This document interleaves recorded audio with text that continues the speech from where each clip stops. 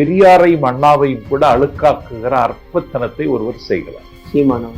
ஆமா, அவரு ரெண்டு வேறுன்னு சொல்றாரு. ஏன்னா அவரு ஒரு முட்டாள்களின் சொர்க்கத்தில் இருக்கிறவர். அவரு தமிழ் தேசியம் பேசுகிறவன் திராவிட தேசியத்தை மறுத்து பேசுகிறான். திராவிட தேசியமும் தமிழ் தேசியமும் ஒன்றுதான். ஆனா தமிழ் தேசியம் என்கிற பெயரால் திராவிட தேசியத்தை கொச்சைப்படுத்துவது மட்டுமல்ல, அவர் இந்த கம்பேரிட்டிவ் கிராமர்னு ஃபாதர் கால்டுவெல் எழுதின புக்கை படிச்சிருந்தா இந்த குழப்பம் சீமானுக்கு வந்திருக்காது. பன்மொழி புலவர் அப்பாத்துறையை வாசிச்சிருந்தா அவருக்கு இந்த குழப்பம் வந்திருக்காது.